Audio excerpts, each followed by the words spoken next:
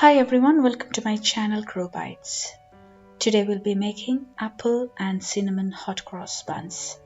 These hot cross buns loaded with apples are eggless, super soft, fluffy, perfectly spiced, and with no kneading involved at all. Can you believe that?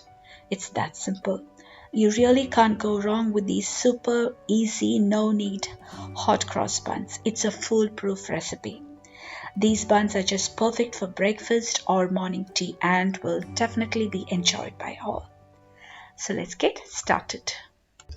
So at first let's prepare the dough, and for this you need 2 medium-sized apples, all-purpose flour, 4 cups, lukewarm milk, about 1¼ cups, instant dry yeast 1 tablespoon, sugar 4 tablespoons, unsalted butter melted 75 grams, mixed dry fruits or raisins 1 to 1¼ cups, cinnamon powder 1 teaspoon, allspice powder ½ teaspoon. This is optional. If you do not have this, you can skip that.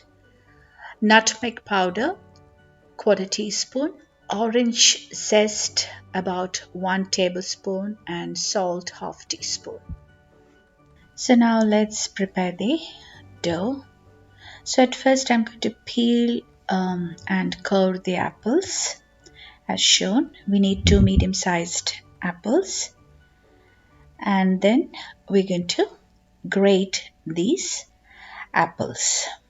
So now I have peeled and cored the apples, and now I'm going to grate them. So use a strainer and place 3 or 4 paper towels, and let's grate the apples and transfer to the strainer lined with paper towels.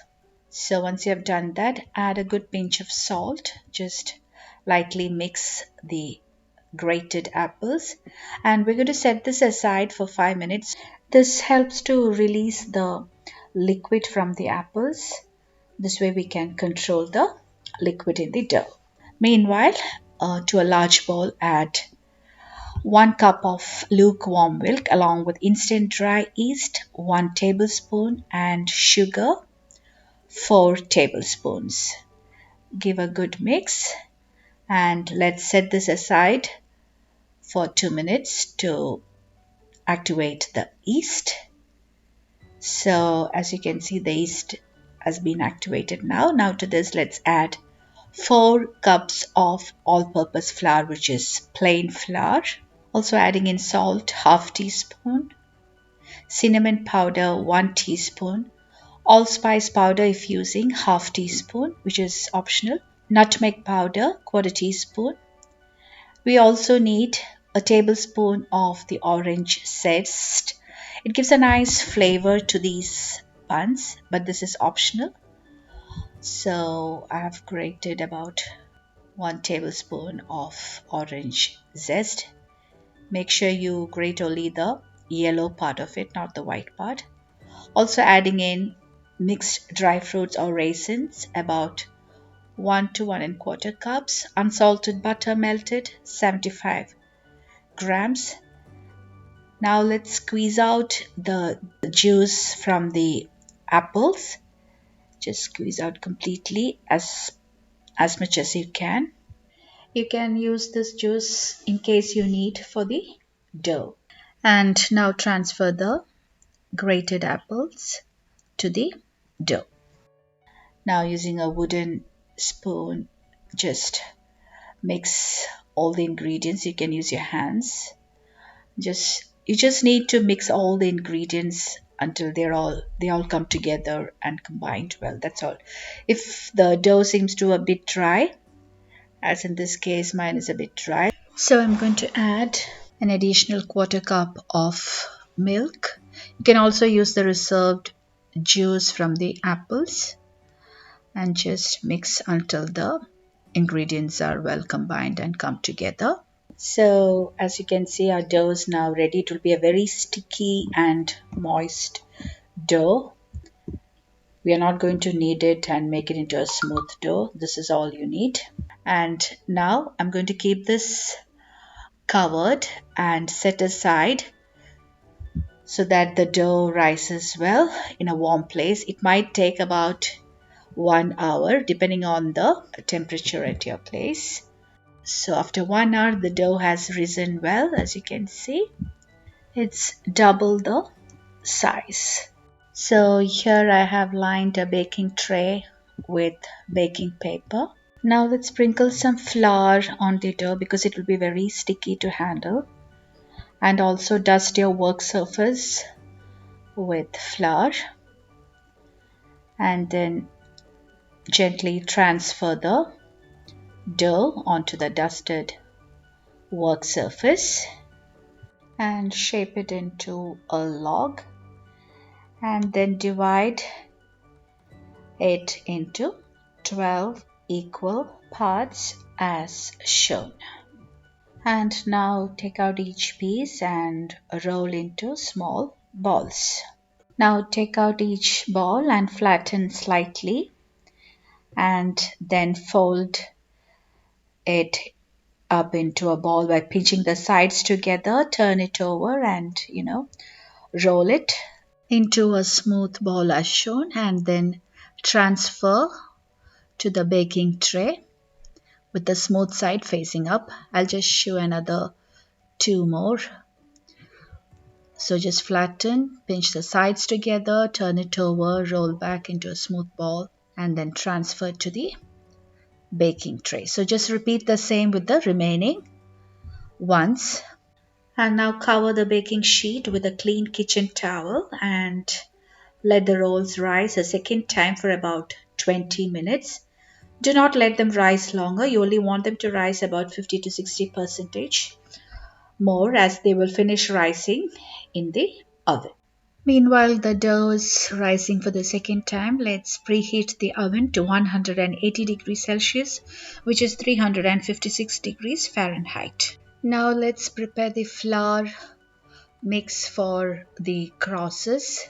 This is the traditional method. So here I'm using flour about 3/4 cup, milk or water 5 to 6 tablespoons, castor sugar 2 tablespoons. So to a bowl, add about 3/4 cup of all-purpose flour along with 2 tablespoons of castor sugar and milk or water about 5 to 6 tablespoons or as required, and whisk well to a smooth, thick paste. So you can add milk or water accordingly. Do not make it too thin. We want the final mixture to be really thick and smooth as shown. So now keep this aside. So it's been 20 minutes and as you can see, the dough is risen for the second time. Now let's pipe the crosses on the buns. So to a piping bag, transfer the batter. You can use a Ziploc as well, and then just cut the end portion and then pipe the crosses as shown. See, this is a traditional method like I said earlier.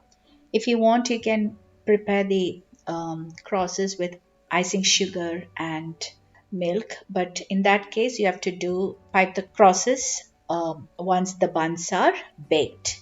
So you can do it either way.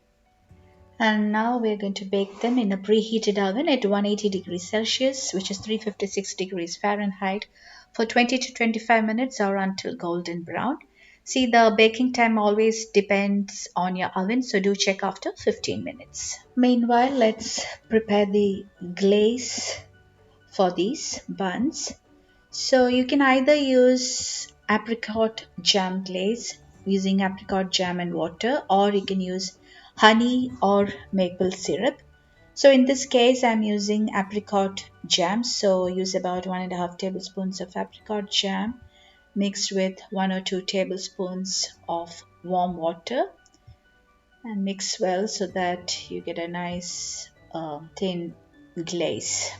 So the glaze is now ready. Keep this aside.